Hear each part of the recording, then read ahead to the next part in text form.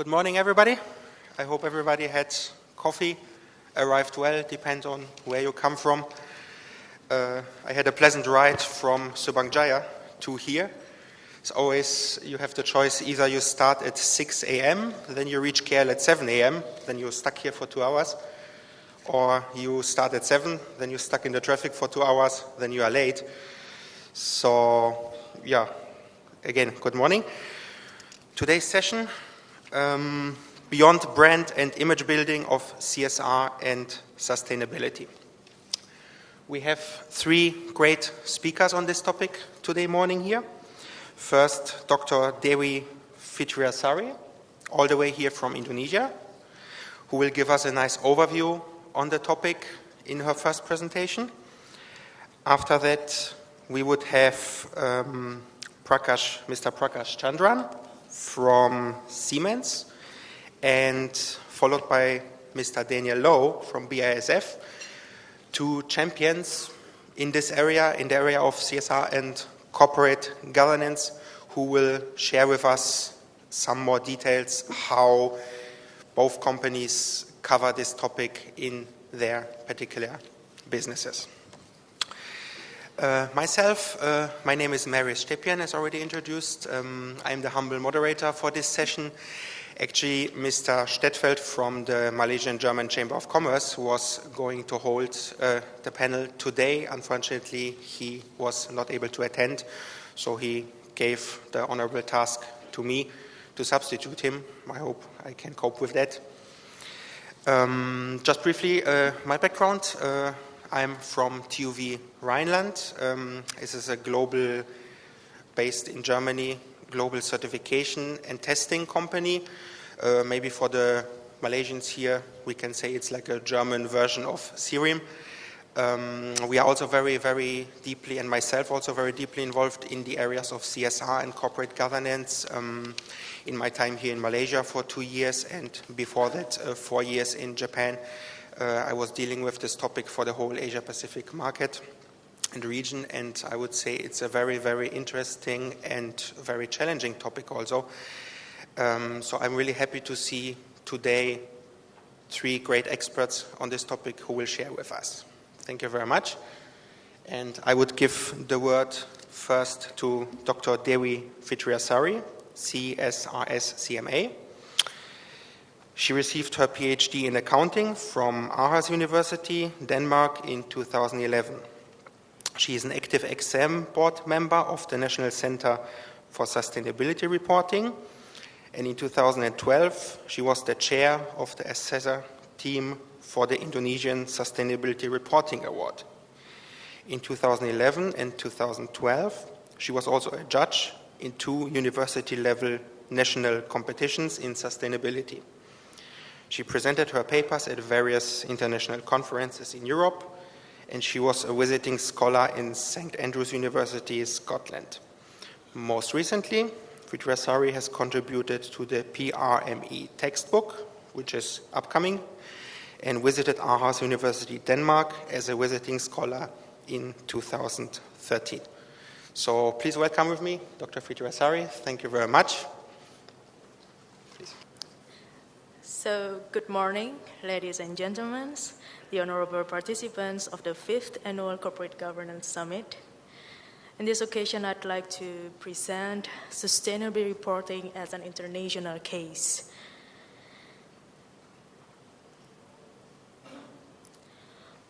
What you see now is the overall reporting performance of sustainability reports.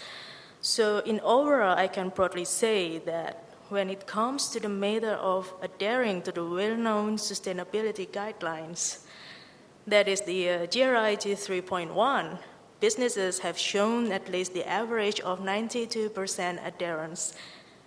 Now, this trend is based on reports submitted to the database of GRI, the Global Reporting Initiative.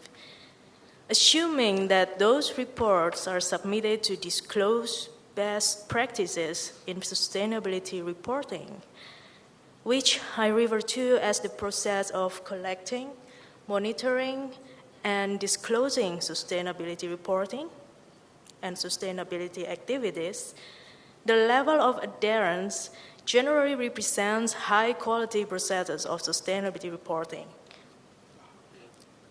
But the achievement that we see in sustainability reporting as represented by the best practices in the reporting also suggests needs for further improvements. Overall, the reports from businesses in Asia need improvements in the area of strategy and analysis, organizational profile, report parameters, and last but not least, the corporate governance, commitment, and engagement. Reports from Europe need improvements in the area of strategy and analysis. Reports from Latin America need improvements in the area of corporate governance, commitment, and engagement, while those from Northern America need improvements in the area of report parameters.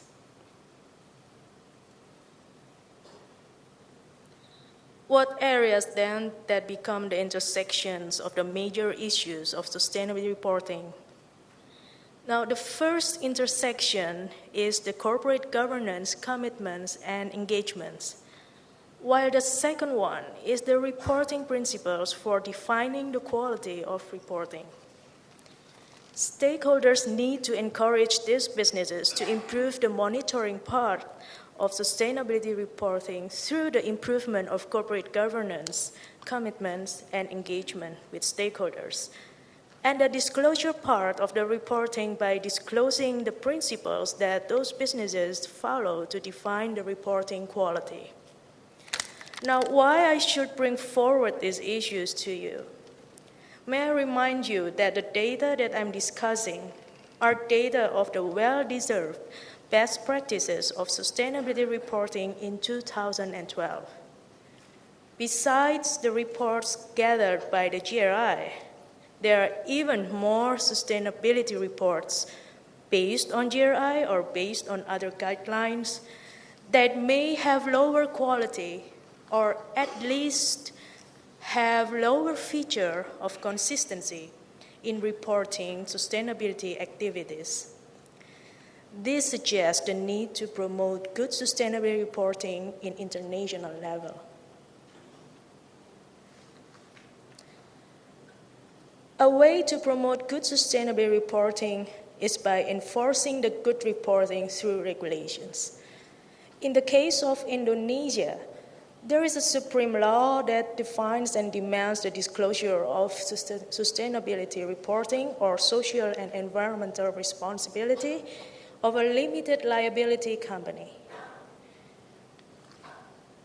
The supreme law is supported by more operational level regulations, the government regulations number 47, and the mandate of the Financial Service Authority. Now, the first demands not only the disclosure of sustainability activities in annual reports, but also systematic integrations of sustainability into business operations and the involvement of all corporate governance lines to monitor sustainability reporting. The regulations and law encourage businesses in Indonesia and enforce limited liability companies in Indonesia to deliver their accountability to stakeholders in the form of systematic reporting that reflects the integrations and monitoring of sustainability in business operations without limiting specific areas of people, economy, and environment that a business should be held accountable for. Those areas remain the ethical part of sustainability reporting. In terms of quantity, the existence of a supreme law has resulted in the dramatic increase of reports from companies in Indonesia. One of the rewards for the reporting is the Indonesia Sustainability Reporting Awards by the National Center for Sustainability Reporting. 30% of the reports are published by limited liabilities companies. 70% are published by the government-owned enterprises. The trend of best reports based on the nominated best reports from the Indonesia Sustainability Reporting Awards 2012 that represent best practices in sustainability reporting shows almost equally distributed progress across industries and years of reporting. The trend suggests that the improvement processes are almost in equal progress across industries and experience in reporting. Thank you. A small quantity of companies direct their reports to integrated reports. Now, the existence of law in 2007 results in dramatic increase of reporting quantity in Indonesia. The effects of the more operational regulations on the quantity of reports are yet to be seen since both regulations are effective in 2012. In terms of quality, I can report here that the reports considered as representing best practices need improvements in the disclosure of corporate governance as related to sustainability reporting. The enforcement of systematic and monitored sustainability reporting by the Government Regulations number 47 in 2012 shall be the opportunity for Indonesia to minimize the corporate governance issue in the sustainability reports. Now, that is the case of Indonesia. What are the messages from the case of Indonesia that we can probably draw to the international community? Now, major issues in sustainability reporting need legal support to minimize the quantity and quality problems in sustainability reporting. But the legal support should enforce companies to increase the level of integration and the quality of sustainability activities and reporting without compromising the ethical responsibility of companies to stakeholders. Now, that is my final remark that is similar to the quote that we have in front of here, that good governance never depends upon laws, but upon the personal qualities of those who govern. So although in Indonesia we have regulations and law, it doesn't mean that the sustainability reporting will depend on law. Part of sustainability reporting remains ethical responsibility, and as the managers or reporters or producers of sustainability reporting, we need to show our social embeddedness. So thank you for listening. Let's make sustainability initiatives worthy for the people, the environment, and the economy. Thank you. Thank you very much. Okay.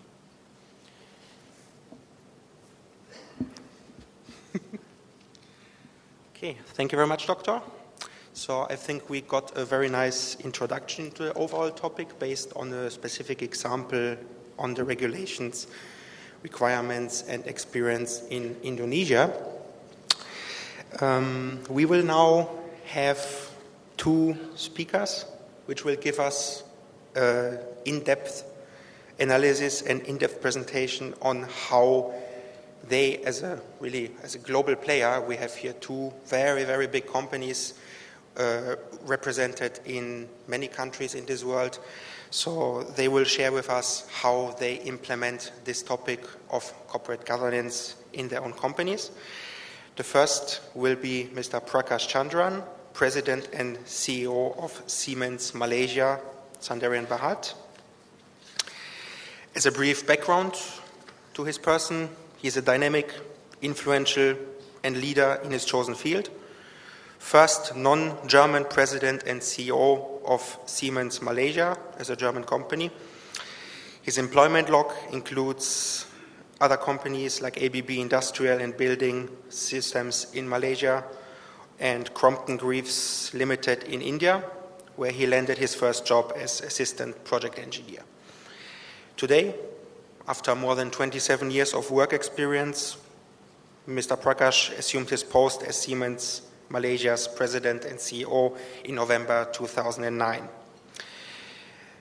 Under his leadership, Prakash's accolades include his success in increasing Siemens Malaysia energy sector market share by more than 20% in 2006, and he significantly boosted the volume generated by Siemens ASEAN energy sector by more than twofold. Prakash has helped Siemens Malaysia bring new light to the term commitment to business integrity, when Siemens Malaysia was the first MNC to sign the Corporate Integrity Pledge under the Government Transformation Program in 2010. And if I may add a little information as well, Siemens also is one of the first companies here in Malaysia to support the Malaysian-German Chamber of Commerce, CSR initiative. So as you see, some nice background here, and I'm very happy to have you on the stage. Thank you very much, Mr. Chandran.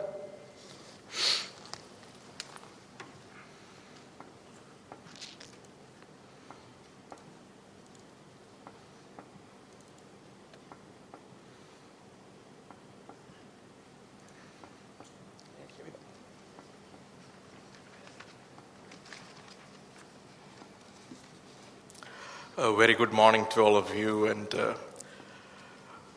in the next 10 minutes or so, it would be my pleasure to walk you through the Siemens story of sustainability.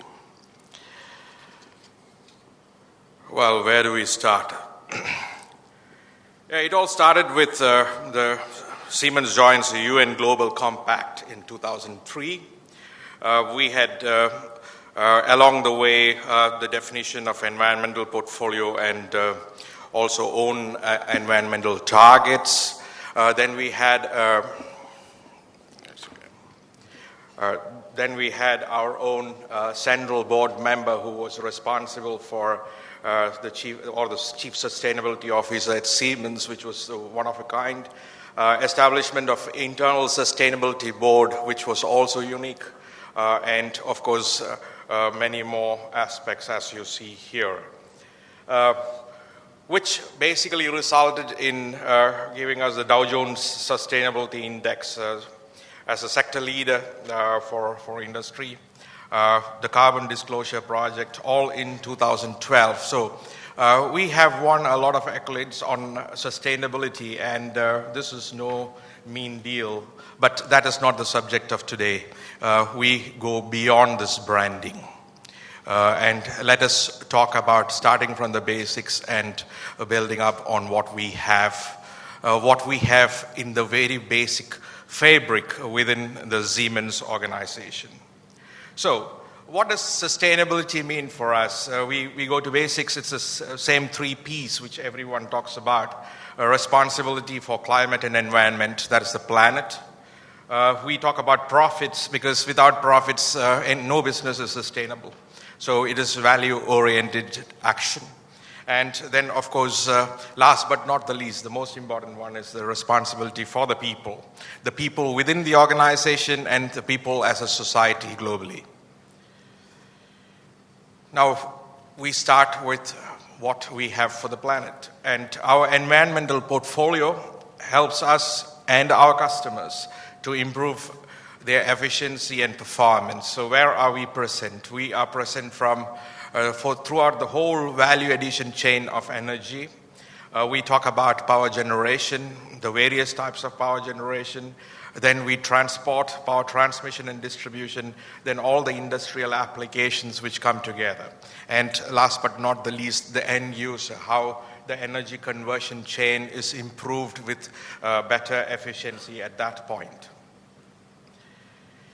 When we talk about the planet, of course, it is all about the global warming, and every company in this world who is focusing on sustainability has to spend effort into basically reducing the CO2 emissions into the atmosphere. And here we must say the CO2 abatement at our customer equals the emissions of several large cities. For example, in 2012, as you see here, we have abatement of 332 MT of carbon dioxide. And to give a physical feeling of that, this is equivalent to a yearly emission in all the cities which are written there, basically about 10 of the major cities in the world. So this is one of the achievements which we have, and we are in an independent assessment here, and the numbers are provided. So that said about the planet, of course we said that we do not go on a sustainable basis if we do not have profit.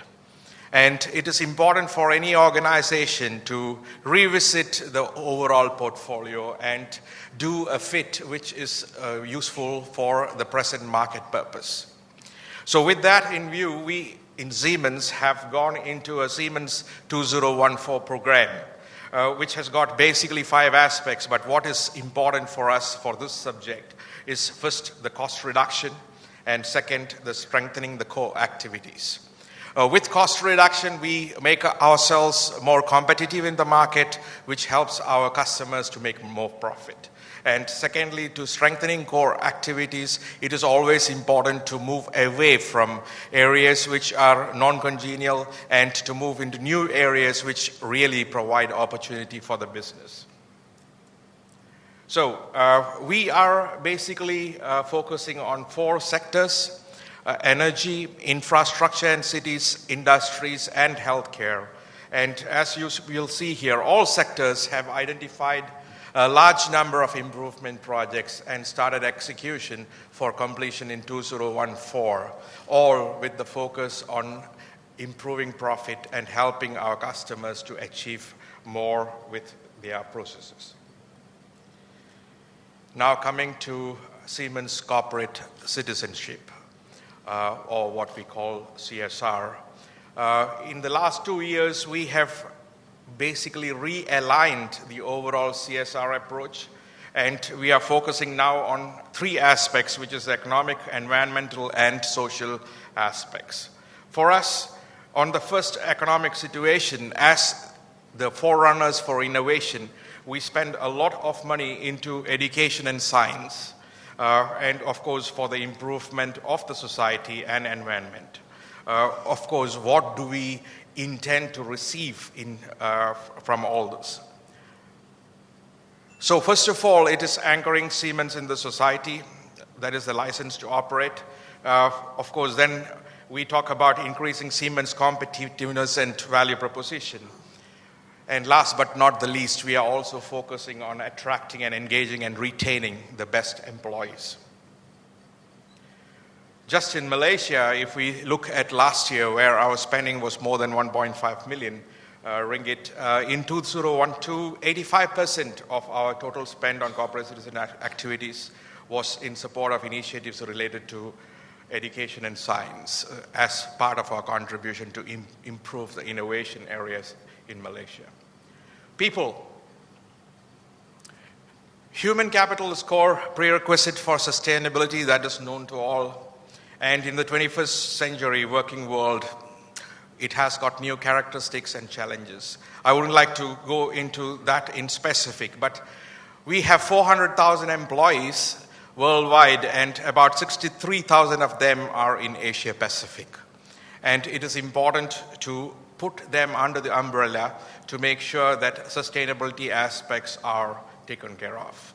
And for that, we have EHS at Siemens, which basically puts together the environmental protection approach, the health management, and safety of our employees foremost, put together under an umbrella. So in environmental protection, we talk about climate, we talk about pollution control, and of course all product-related protection, health promotions, and other medical services, as well as, last but not the least, the most important one, the occupational safety and radiation hazard and risk management, and so on and so forth. Now, when it comes to people, sustainability is also through integrity. And here, I would like to repeat the words of our President and CEO, Peter Loscher. Only clean business is Siemens business, everywhere, everybody, every time. Compliance as part of corporate responsibility is first priority. And of course, when it comes to integrity, we clearly have a zero tolerance. Now we have a three-step integrity model which is linked to sustainability through integrity. So the first one, of course, is the long-term initiatives through collective action. I will come to that a little bit later. The compliance packs to broaden the reach of voluntary standards and strengthen the commitment to proper implementation of existing standards. And also the integrity packs, as you may have heard, we have integrity packs here in Malaysia as well as the move forward. Now coming to the long-term initiatives, promote a change in mindset in societies, which are basically prone to corruption. I think the benefits of long-term initiative is many. First of all, we talk about collective approach, collective action, and that is our organization together with the government, together with our customers, together with independent third-party NGOs, together with competitors where possible, and also together with all of you, the society. So this is to promote a change in mindset in the society. It all starts with the individual, and the society is a collection of individuals. Create awareness for anti-corruption initiatives, and finally pave the way for project-specific agreements, and thus reaching a far-reaching approach spanning different industries and groups within the civil society, raising the plane of integrity day by day. Now, we are one of the key people who have, first of all, a high standard of implementation when it comes to wall-to-wall implementation of our supply chain. We have a code of conduct for Siemens suppliers. The first part of it is basically talking about compliance with regulations, prohibition of corruption, prohibition of child labor, employee health and safety, and environmental protection. But then it is extended further into regular risks assessments, self and external sustainability audits, a know-how transfer and capacity build-up for suppliers, which we do here in Malaysia as well. The ERL is an explicit example. Last but not the least, also the carbon reduction and energy efficiency for these suppliers, and also giving them the feedback and ideas for improvement. What gets measured gets done. And that's where the KPIs come into picture. And when it comes to sustainability, we have international KPIs which are benchmarked. First of all, we talk about the overall sustainability, which is measured from the awards which we receive, for example, the rating behind the awards. The people, of course, we talk about independent analysis of employee engagement every year.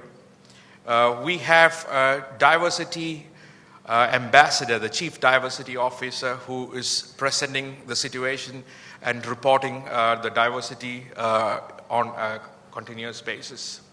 When it comes to resource efficiency, CO2 reduction, we have measurements for that. And of course, when it comes to profit revenue of the environmental portfolio, and also the customer satisfaction. This is also, customer satisfaction is also handled on an independent basis, which what we call the Net Promoter Score. And this evaluation is also done independently once a year. So finally, we are talking about this providing management with the correct data for decision making. Now, coming to KPIs and benchmarking, here is the audited version for last year on our spending. And here you would see that we have approximately 1% of our bottom line going into CSRs. In financial year 11, we were at 36 million euros. And about 11% of that, about 4 to 5 million euros each year is spent in Asia Pacific. Now, coming to what this is spent on, as you would see here, about 55-56% is on the education and science, about 28% on humanitarian and social issues, and arts and culture. Now, what is sustainability then? And we say that it is in our company's DNA. So, to sum up, in Siemens, sustainable business means profitable growth and long-term success. We create value for the long term by treating the environment and the people in a responsible manner.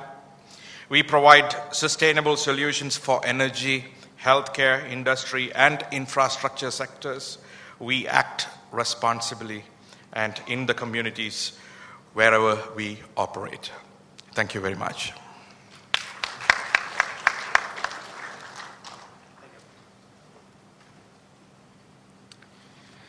Okay, and now we will be followed by Mr. Daniel Lowe from BASF, another global champion in the area of sustainability and corporate governance. Daniel has over 20 years of experience in diverse industries. Prior to joining BASF, he had spent most of his time in management consultancy, focusing on company strategy, enterprise transformation, and business process re-engineering. Daniel's career with BASF started in 2004 as head of e-commerce in Singapore. His experience then expanded to the region in Thailand and Vietnam, when he was delegated to BASF Thailand as head of performance polymers from 2007 to 2009. Upon his return to Singapore, he took on the position as head of Specialty Plastics Asia Pacific, responsible for business management, and assumed his current position as managing director of BASF Malaysia in April 2011.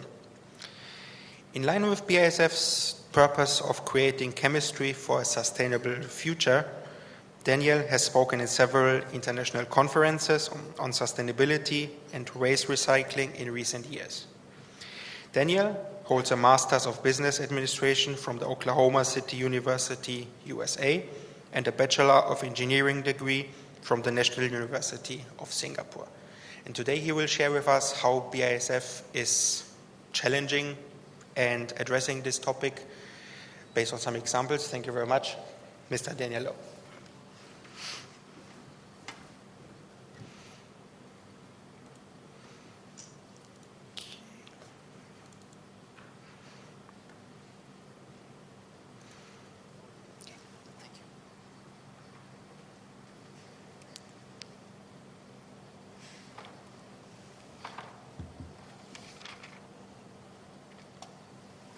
Thank you, Marius, and good morning, ladies and gentlemen. Firstly, I think, just to qualify, I am no expert in reporting, so I will try to share as much as possible with you what we do as BASF. And this topic of CSR and sustainability is, almost like what Siemens said, is also very core to us. In fact, it's in the core of us developing our strategy for the organization, and I will talk you through with that. Sometimes I get too excited, and I apologize ahead of time if I come across too as a salesman, but sometimes these topics really excite me a lot, and I hope you can also share my excitement in it. But before I start, just a few notes about BASF. I think some of you may know BASF, but some of you, I think that the people in my generation will know BASF if you are listening to music. Yeah? The cassette tapes. Probably that's the last end consumer product that we have. But beyond that, we have gone one or two steps behind the consumer product and continuously grow with chemistry. Yeah? So basically,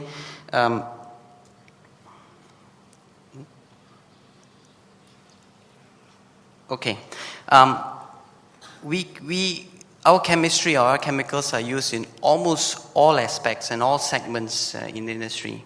I dare to say that every one of us in this room, we're touching BASF products every day without realizing it. Yeah? From the day we wake up in the morning, we go to the washroom and we brush our teeth, toothpaste, toothbrush. It has elements of BASF products and materials inside there. You have your milk, your Milo, food fortification, yeah, BASF products inside there. Bread, if you have in the morning with fortified flour and so on. And it goes on and on in automotive. If you drive an automotive, you have BASF products inside there. Yeah? Construction, buildings as well, even for lighting materials. So it's chemistry, basically, as I say, is, and to borrow the term from the internet age, they say, now chemistry is actually everywhere and in a way nowhere, because you don't feel it, but it is all around us. Yeah. So for BASF, what we do is we combine the economic success, social responsibility, and environmental protection. And I will lead you through that to help you understand a little bit more about that. Last year, we did a very successful year, about 78 billion euros, with an EBIT of close to 9 billion euros. 113 employees globally. The key element of BASF is we continuously innovate. So last year, we filed 1,100 new patents. And if you go back the years of BASF, each and every year, even in the worst years, we file about 1,000 new patents a year. So this has been the driving force of BASF. The other thing that is driving us and making us competitive is our concept of the Verbund. The Verbund is actually a German word. And my German colleagues actually tell me that there's no equivalent English word that can explain Verbund. The closest we can get basically is fully integrated production or chemical complex. Now what it means is that basically we minimize the waste from one process to the other. So the byproducts of one chemical process becomes the feedstock for the next process. The heat from one process becomes the energy that is used for the next process. So just to give you an example, in 2011, we generated 44% of the steam that is required in our chemical processes from waste heat of preceding processes. So this is how we use the Verbund concept to gain competitive edge. Not only that, to actually help in our drive towards sustainability and the environment. Oh, that's too fast. I think the key thing that is driving a lot of these sustainability issues is population growth, right? I mean, you look at Malaysia, 1960, 8 million people. Today, 29 million people. In October 2011, the world reached 7 billion people. Yes? And as of right now, we are actually consuming more resources than what the earth can regenerate. Yes? And if we don't do anything about it, this becomes a big, big challenge for us. This is interesting. I think somebody wants me to end my presentation very quickly. Yeah? It's not hidden or anything. Okay. So, from the Earth's perspective, in 1976, we have already consumed the equivalent of one of Earth's resources that it can regenerate by itself. Now 1.5. Come 2050, where the population is estimated to grow to 9 billion people, we are going to consume 3 times of Earth's ability to regenerate the resources. So if we don't do anything, then this is where the challenge arises. So, interest.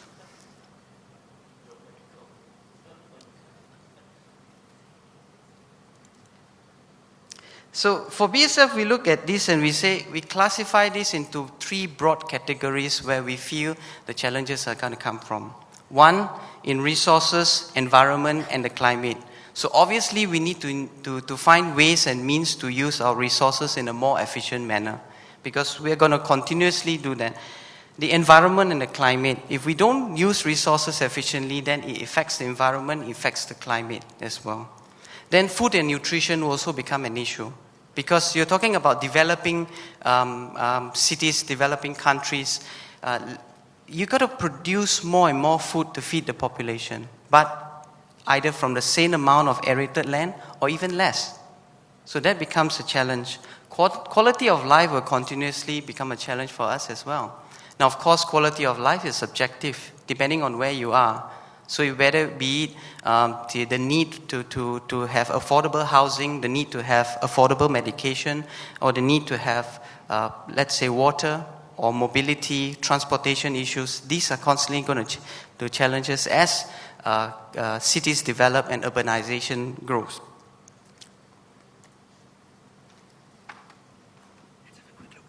Yeah, I don't know this. Okay. Yeah, maybe I use the clicker. Okay. I guess it's meant for the clicker. Okay. So, therefore, when we look at our company purpose, so the company purpose is we create chemistry for a sustainable future. Now, this is where I talk about how sustainability becomes the core of what we do. Because we know that if we do not channel our innovation and our knowledge, know-how into helping the sustainability issue, then there is very little future for a lot of us, including BASF. So it's no longer just using it as a branding tool, but it is actually coming into the core of us driving our strategy. And it's very clear to support this purpose of the company. We have one of our 4 strategic pillars, and one of them is actually we drive sustainable solutions. And what we mean by sustainable development is from 3 aspects. 1, economy. It must create value not only for BASF but also for our customers. Number 2, ecology. It must provide solutions. It must bring benefits to the environment. The 3rd, society as well. How do we impact the society and how do we generate the trust? Now, if you look at, if we talk about sustainability and CSR, in BASF terms, these are almost one and the same. Because in our definition of CSR is actually the implementation of sustainability at a corporate level. Yeah, so this is almost one and the same thing. So how do we then look at our solutions and using chemistry to solve or to address these issues? So one of it, for example, is transportation. So not only merely providing materials for the transportation sector, but we look at issues that are going to come up for us now and in the future.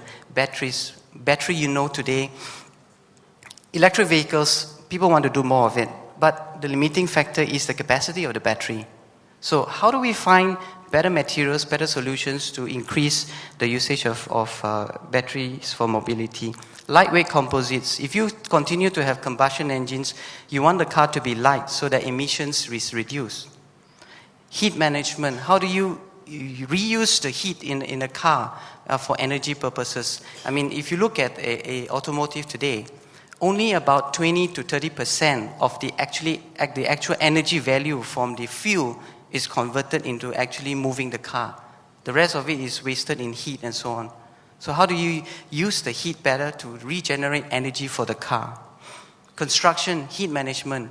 40% of our global energy is used in buildings, either cooling down buildings or heating up buildings. How do we manage that better? How do we provide that solution so that construction industry or the buildings consume less heat? Consumer goods, the use of enzymes, as a natural enabler in many of the processes to regenerate some of the resources that we want. Health and nutrition, electronics, how do we come up with organic electronics that consume far less electricity? Agriculture and energy and resources as well. How do we generate more energy? For example, photovoltaic cells, great. Take energy from the sun. Again, the conversion rate is less than 30%. How do we increase that to make it viable? And not have the requirement of huge areas just to generate enough electricity for one building. And water solutions as well.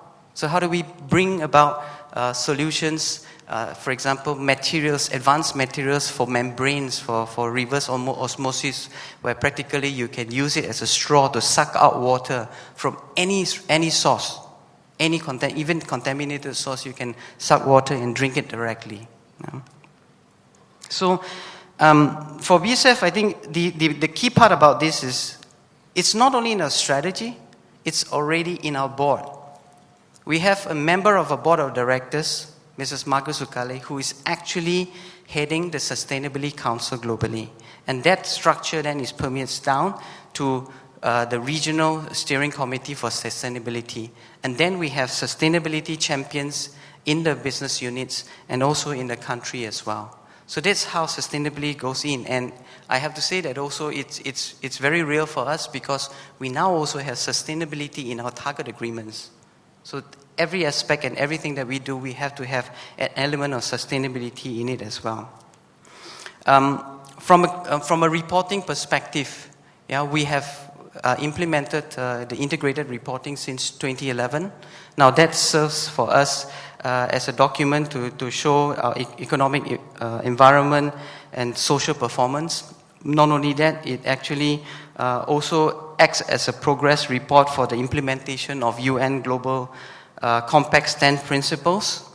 And I have to say also in terms of the reporting and recognition as well, not only we are in the Global Reporting Initiative, the Carbon Disclosure Project, we are also for 12 straight years a Dow Jones Sustainability Index stock. Yeah?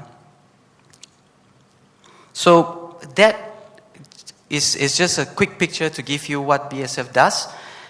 We have our targets for sustainability goals. We started that basically on the baseline of 2020, and actually as a status of 2011, we are almost achieving our 2020 targets already. And now we have relooked at that and we have set ambitious targets, for example, greenhouse gases to reduce it by 40%, CO2 emissions by 10%, the use of drinking water, reduce it by 50% in our plants, and so on. So these are concrete targets that we have for BASF to move forward in this. So that gives you a quick snapshot of what we do in terms of sustainability and CSR, how it impacts our strategy, how it drives the way we go to the market, and how we work with our customers. So thank you very much.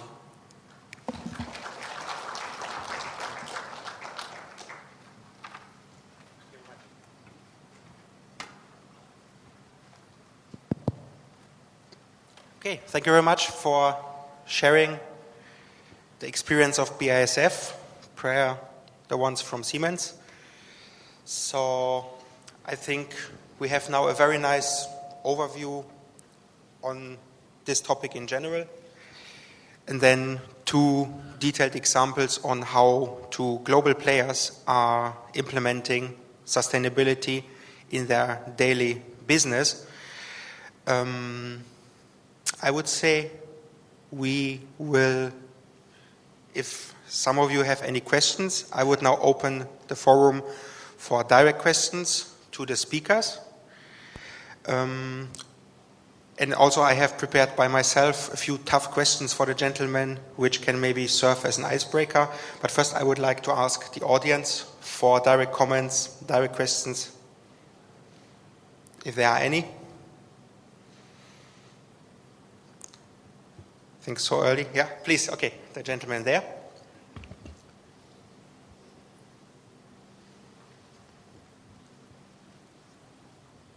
Maybe if you can briefly introduce yourself first to the panel. I'm Hubert Tien. I'm from Sarawak, MSB. I have a question to either Mr. Law or Ms. Prakash. What is your company policy on the disposal of the waste products in your process? Thank you. Well, when it comes to any of the environmental aspects, including disposal of waste, in fact, our policy is aligned to the best of the existing rules and regulations.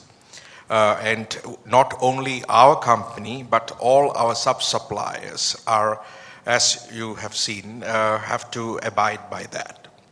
So before we go into, first of all, when we are defining the process of any manufacturing process, before we implement it, we look at it and we send it through the Environmental Friendliness Committee, which is evaluating it. And our own standards are more stringent than the best of the existing ones in the world when it comes to the garments. The second one, of course, is the same applies to all our sub-suppliers as well. And before we would take somebody on board as a sub-supplier, they have to go through these stringent requirements, and we have an evaluation committee for that.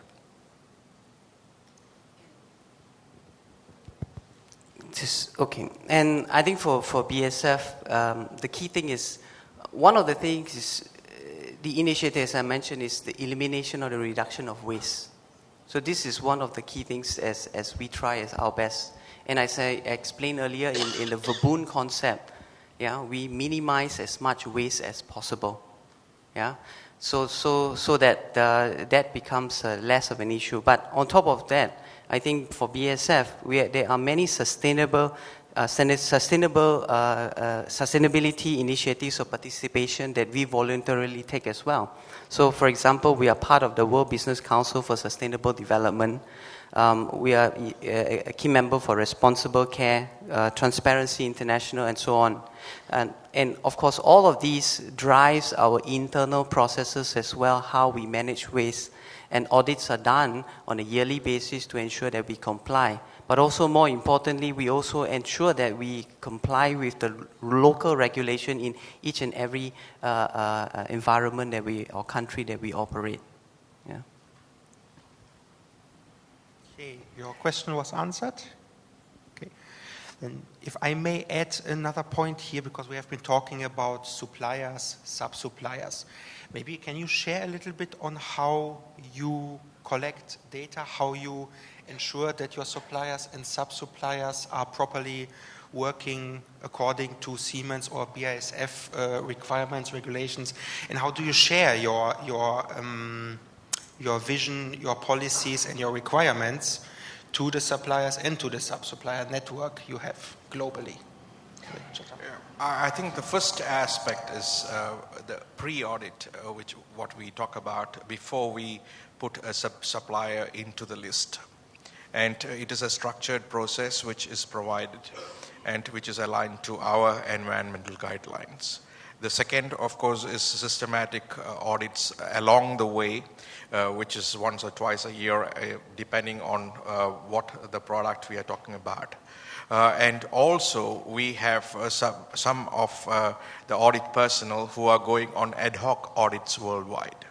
And a collated version of these reports are then available to us for evaluation. And we have a talk with the suppliers on a yearly basis where we give ideas for improvement as well as we give them feedback on where we see them and so on and so forth. In BASF, what we do is that now sustainability also becomes a key criteria in the selection of suppliers and service providers. So from the onset, they have to fulfill sustainability requirements that we set forth. And depending on the level of supplier, so if they are a category A supplier, B or C supplier, there are the frequency of audits that is done on them is accordingly. Yeah. The other thing what we do is that we also bring suppliers in for regular briefings and training. So for example, in the area, if we're talking about handling of chemicals, then transportation and handling is a key issue. So we make sure that we have suppliers and our service providers who are trained by us, because we have a very good team in-house who exactly know how to handle chemicals. Yeah. So our service providers are trained in that manner. I give you an example. Yeah, I mean this was a incident that happened in locally. We had a slight spillage of acid, but the knowledge and the know-how of our service provider in that particular incident prevented it from becoming any disaster or any damage to the environment. So the know-how of that service provider that was handling our chemicals was you know, he knows from the slightest sign of the indication what to do next. And this for us is very, very important. So we continuously do that as a conscious effort to ensure that things are done. I mean, and here I have to say, I mean, a lot of people say, oh, chemicals, oh, this is sometimes some kind of a dirty word. But as we say, it's almost like anything you have. If you handle it carefully, you handle it responsibly, it will work wonders for you. But you handle it with irresponsibly, that's where it becomes a hazard for all of us. I mean, I always equate this to a knife. You can use a knife to have the most beautiful meal, or you can use the knife for untoward occurrences and violence as well. So we need to continuously do that. And I mean, if I can add on, like for example, we do that as a CSR activity as well, where we do the kids lab. And why we do the kids lab is also for education, number one. Number two is to teach the children as well that chemicals and chemistry is fun and useful for you, but you must know how to handle it carefully. You must take the right precaution, and then you can work wonders for you. And for that, we've done, like for example, in Malaysia, we've handled over 6,000 children, has gone through our kids lab, and it's a yearly initiative which we are very, very, we feel that, not just proud, but we feel that the happiness and the benefit of doing it. And this is something that we're committed to do on a yearly basis, not just in Malaysia, but across the major countries that we operate. So basically, in a nutshell, I would say both companies, they see it as their responsibility to share the knowledge, because you are an expert in chemicals on these areas. So your knowledge you share with your suppliers, sub-suppliers, and this training, this experience which you share with them is your commitment to the topic, so that you can prevent proactively any incidents which can be harmful to the environment. Yeah. Okay. Another question maybe to Dr. Dewi. You shared with us experience from Indonesia. We have seen some very interesting numbers from, I think, 0 companies reporting to a certain amount in these recent years.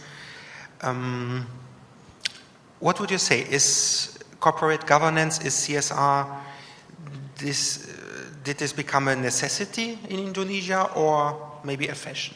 What would you say are the factors behind that companies tend more and more towards this topic, and what are the reasons why companies go on the journey of sustainability and corporate governance? Well, I would like to answer the first question first. So I have about 3 questions from one sentence. The first question is about why companies report sustainability, and why they would have to care about the corporate governance as related to sustainability reporting. Now, in Indonesia, we do have law and regulations about sustainability reporting. So in Indonesia, we do have law and regulations about sustainability reporting, but I would like to remind you again, and also remind the audience again, that the law and regulations are only the basic requirements to encourage and enforce sustainability reporting in a country. Law and regulations will not replace the ethical responsibility of companies towards the stakeholders.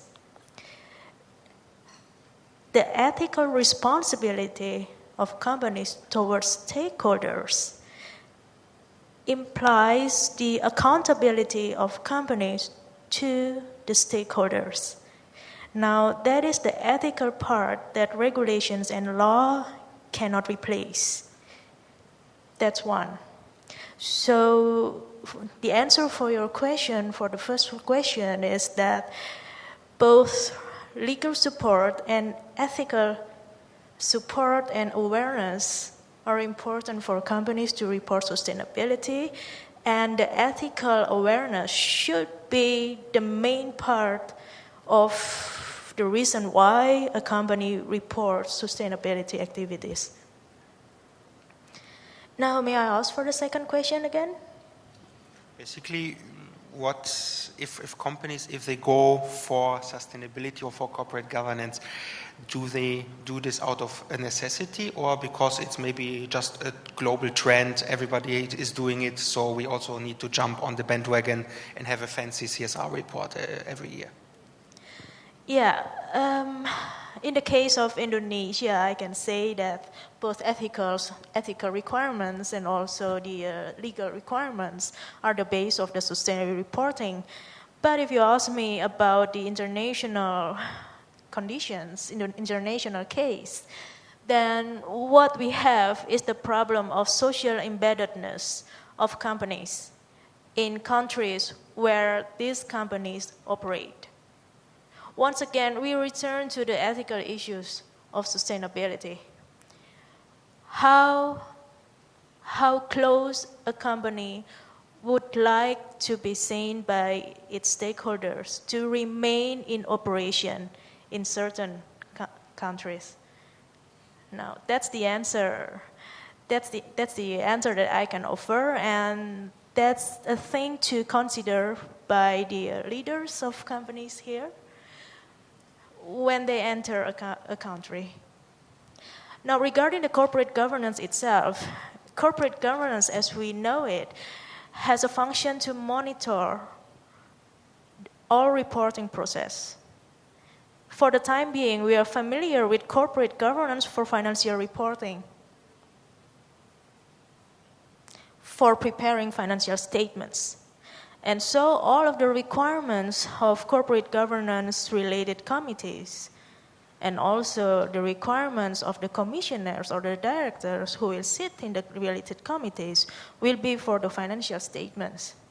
Now, what we miss here is the monitoring and control for the sustainability reporting itself.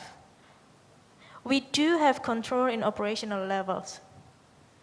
So I assume that both companies, BASF and Siemens, have people in the operational level to control the sustainability activities. And also, I believe that the board of directors are involved in the strategy of sustainability activities. But the question is, who will control the board of directors? Who will control them? Now, if you are following the two-tier corporate governance, then you have one more board, which is the board of commissioners. And this board of commissioners are independent directors and independent people who, from the perspective of stakeholders, should be the representatives of stakeholders in companies. Now, this is a hot issue. This is a hot issue. I trust that not every company will like this issue. But the board of commissioners, who will be also parts of the corporate governance committee in companies, they should be able to represent the stakeholders in monitoring the sustainability reports so that these reports will not be an ad hoc report and will not be just a public relation document to maintain the image of companies. So that's the importance of corporate governance and involving all lines of corporate governance in companies. I think one more concept which I would like to add is, yes, we talk about people in the board with independent board members and, of course, others. However, when it comes to sustainability and quality to the stakeholders, I think every level, every employee in the organization should have that identity and commitment and loyalty to the stakeholders. Now, we have the process owners, which is probably the sustainability department or the reporting department or so on and so forth. But that is only a collation of whatever is produced on the line. And it is very difficult, like quality, it's very difficult to isolate sustainability or the quality of corporate governance and say, okay, this is a separate entity and let us look at that separately. Now, it only works when it is inbuilt into the very fabric of the organization. And every employee is aware, and it is the responsibility of all people in the organization to make sure that this awareness is improving from day to day. I think for BASF, firstly, if you talk about governance, we have a board of directors that is 8 members, comprising 8 members. On top of the board of directors, we have a supervisory board. And the supervisory board is comprises 12 members.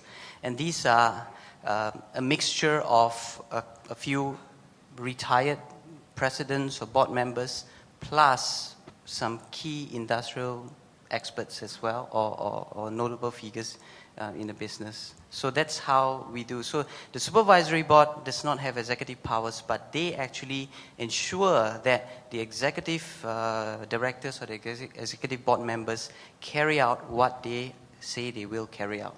So that's one of the key things, I mean, just to answer that question.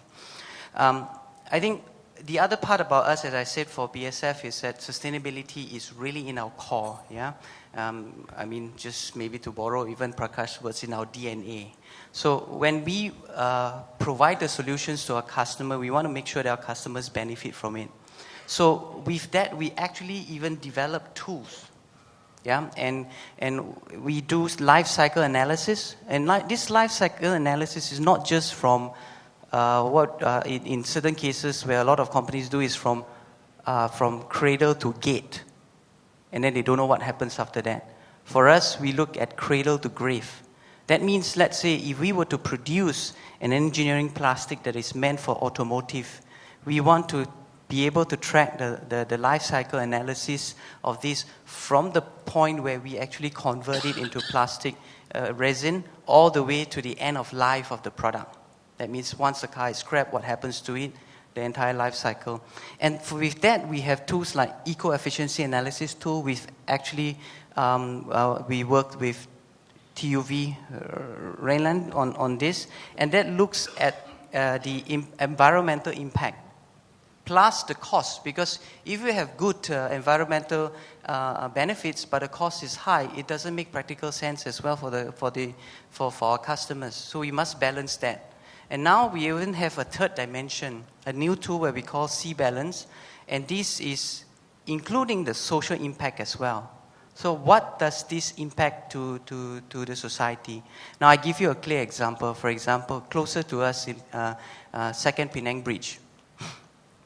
A lot of you may have heard that in 2008, there were talks about it being delayed, the projects having issues starting off. But now you recently heard that it's going to open 2 months ahead of schedule, yeah. And BASF was our solutions was a big contributor to help that happen.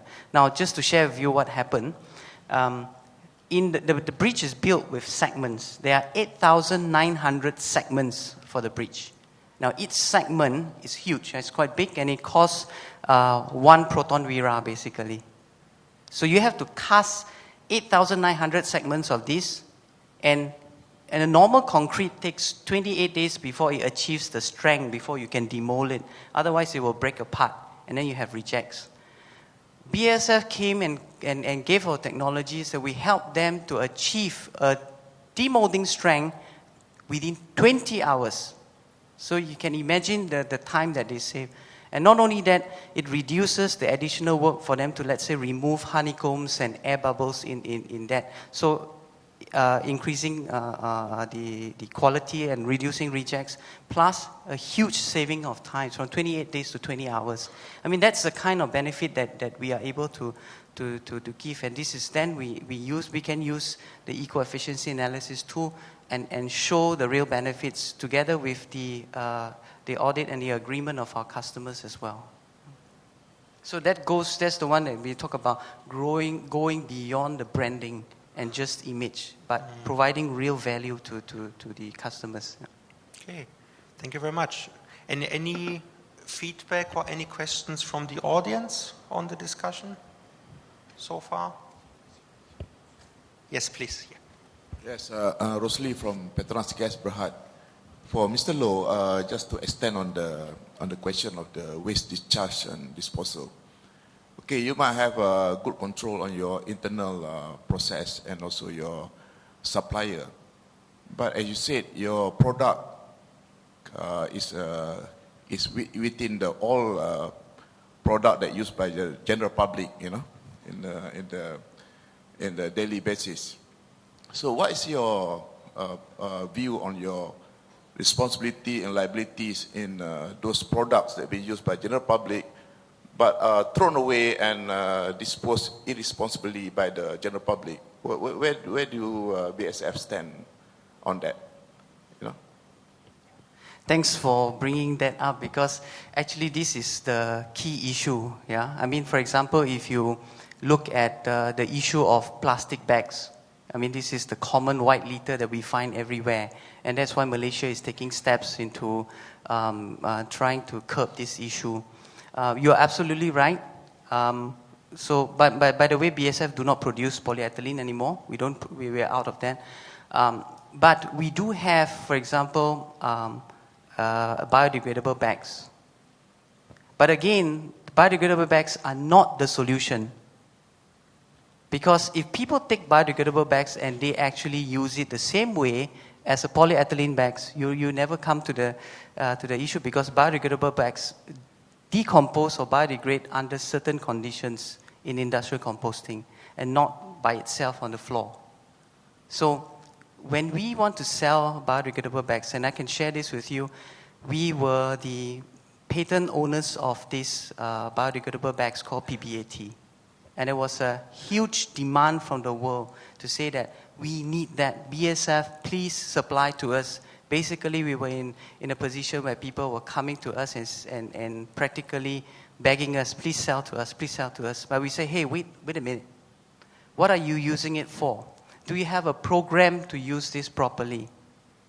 And that's where when we want to sell, that even when we want to invest in a capacity to expand, that we are very careful to ensure that we have a program, that we work with municipalities and governments, for example, that you have a proper way to collect organic waste using the biodegradable bags, and you have a proper composting facility. Otherwise, we say we'd rather not do that business. Now, this is just one example. But by and large, we have a very strict product stewardship guide. So whatever products that we sell into the market, we make sure that our people are there to teach the users and our customers the proper way of using it. Of course, at the end of the day, you will say, I cannot control them. Once they leave us, but we try our best. Our responsibility is that we create products for a use in the market, and that product always have to bring positive environmental impact positive impact to the environment and the society. And our responsibility is make sure that we teach them to do it properly and use it properly. So even, let's say, we work with farmers, we have a lot of colleagues out there who actually goes to the farmers and teach the farmers what's the proper way of handling, for example, crop protection products. Yeah? And every time we find them using in a not correct way, we have to advise them, and in certain aspects, in certain cases, when we work, for example, with Mardi, we have to report to Mardi to say, please help us to educate these people, because we don't want them to use it in the wrong way and then have other impacts coming out. Okay. Any other questions from? Yes, please. Just one question. Can Mr. Law share with us what is your game-changing product that can get the demoting strength within 20 hours? Because I'm very interested, because I'm a contractor. Yeah, I think we can probably have a separate discussion, but just to share with you, the technology now, we've brought it down to 12 hours. Yeah, so as fast as 12 hours, yeah. Thanks.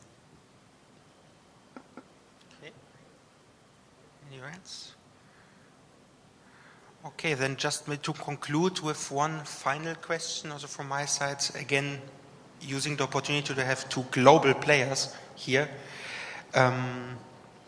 Would you say from your experience with all the tools that you developed inside your enterprises, with all the procedures you have in place, that you have calibrated, harmonized the understanding of sustainability, corporate governance throughout all your regions, all the individual local branches which you have globally? Or would you say it's still a challenge because there's a different mindset, a different understanding when it comes to these topics? There might be an Asian understanding of sustainability and corporate governance, the European version, the American version. Maybe if you briefly at the end can share on your experiences on harmonizing your global agenda for sustainability and corporate governance. From a Siemens perspective, for sure, it's very well structured, well brought to all levels. The first and foremost, of course, is our innovation with our products and what we can do to the community with our products with the higher efficiency. For example, for Malaysia now, we will be supplying this H-class gas turbine, which has got the highest efficiency on any product in the world at the moment. And this is a Guinness Book of World Records product, and it will come into the Prai power plant. The same applies to the rolling stock, which will come for the MRT as well. The same applies to the compressors, which will go to Petronas via Linde. So when it comes to technology, and each product which we are going in with that technology, with that technical competence and with that differentiation helps our customers more and more to achieve. Then it comes to the processes. So we have a Siemens process house, and the Siemens process house has evolved over the period of time. And these processes are well installed into the organization at all levels. But having said that, it is not a standstill situation, and it is one of continuous improvement. And I guess every organization is continuously improving, and then Siemens is also continuously improving. I think for BASF it's very clear. If you have a company purpose, everybody has to live up to the company purpose and work towards to that direction. So for BASF, our company purpose is very clear. We create chemistry for a sustainable future. Then finally, Dr. Dewi, you as, let's say, I don't want to say outsider, but let's say you from a different, correct, maybe also as an NGO, a watchdog to all these corporate companies. Would you say cooperation, exchange with companies, with businesses is on a good level? Or you would wish that the global companies, global players would more or closer work together with organizations like you? How would you, just in a nutshell, describe your relationship to the business?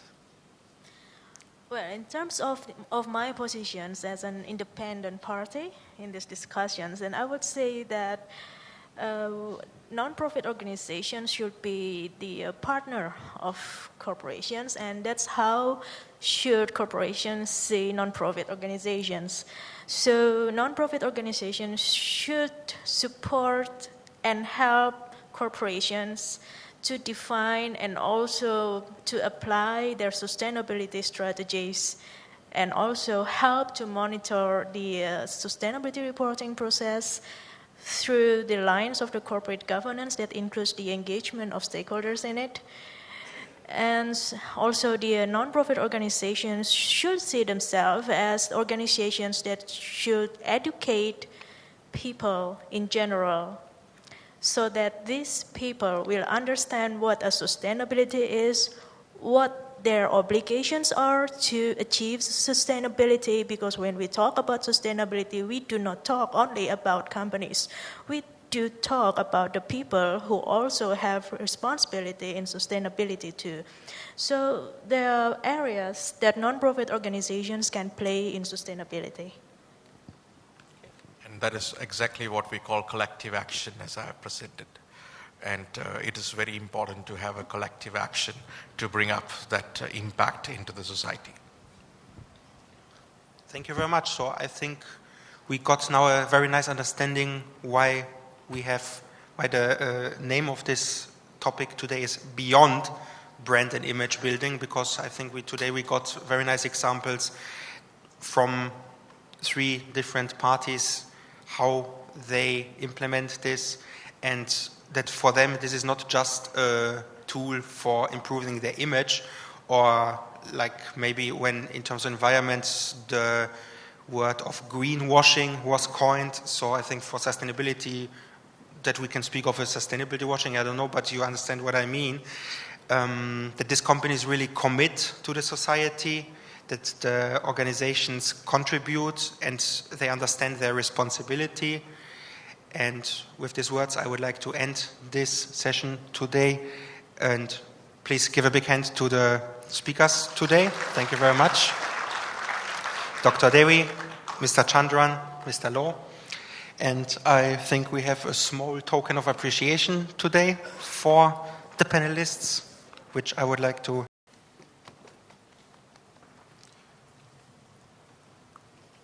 So, Dr. Dewi, thank you very much for attending today and sharing with you your view.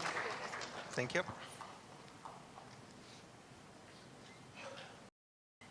Okay.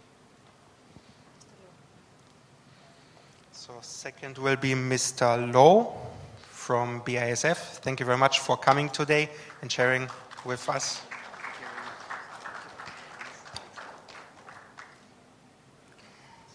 Finally, Mr. Chandran from Siemens. Thanks a lot. And on behalf of Asian World Summit, Ms. Julie will present a token to Mr. Stepien for the wonderful session.